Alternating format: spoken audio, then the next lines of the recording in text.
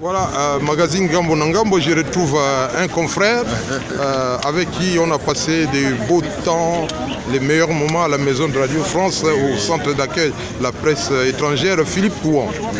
Ouais. Bon, comment se passe la couverture médiatique de cette campagne? Bon, mais comme vous le constatez, hein, c'est une ébullition. La presse est mobilisée. Nous, depuis en tout cas l'annonce des différentes candidatures Afrique Presse, en tout cas que j'ai l'honneur de représenter en France, en Europe en général, est sur le terrain. On était là le 23 avril, on est là encore ce lundi 1er mai. Et tout à l'heure, on a fait un tour du côté de Villepinte, où Marine Le Pen a aussi tenu un meeting. Là, nous sommes à la porte de la Villette pour suivre aussi, en tout cas, le dernier meeting avant le dernier face-à-face entre Marine et Macron. Et là, nous sommes au meeting d'Emmanuel Macron. Voilà.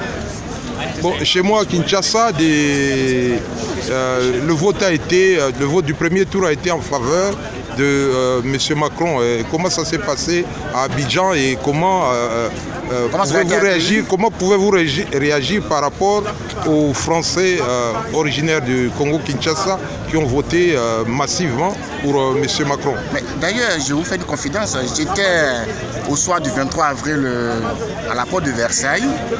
En tout cas, peu avant 20h où Emmanuel Macron devait en tout cas tenir un meeting.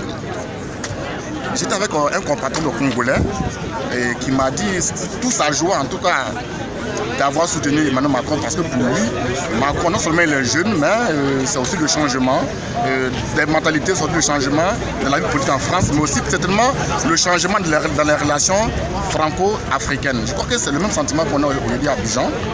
Les jeunes aujourd'hui à Abidjan aspirent aussi au changement.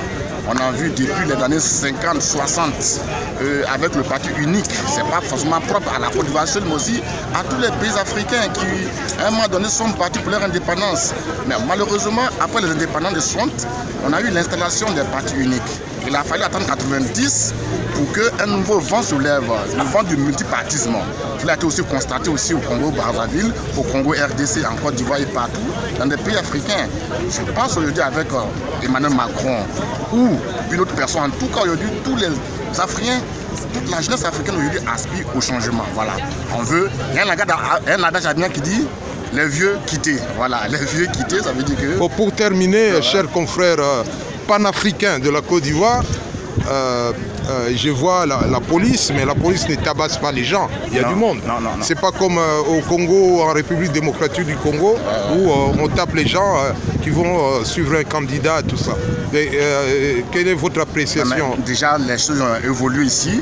Il faut quand même remarquer que la France a près de 230 ans, en tout cas, d'indépendance, de démocratie. Et aujourd'hui, même les simples invitations, on les prend sur Internet déjà. Ça veut dire que tout est déjà réglementé, régulé ici, tout en ordre, tout organisé. Donc, ce n'est pas du cafouillage.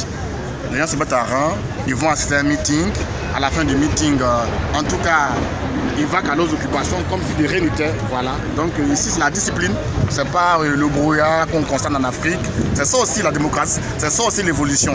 Et je pense que les pays africains devraient désormais compter avec cette nouvelle façon de faire pour que dans nos pays aussi, il n'y ait pas de tapage, de bruit, de brouillard et que les citoyens, en tout cas, aillent voter tranquillement, aillent en tout cas faire exprimer leur droit de vote de façon sereine, sans être inquiété. Voilà.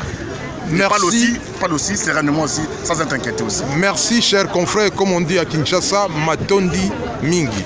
Matongi Mingi. Allez, au revoir. Merci.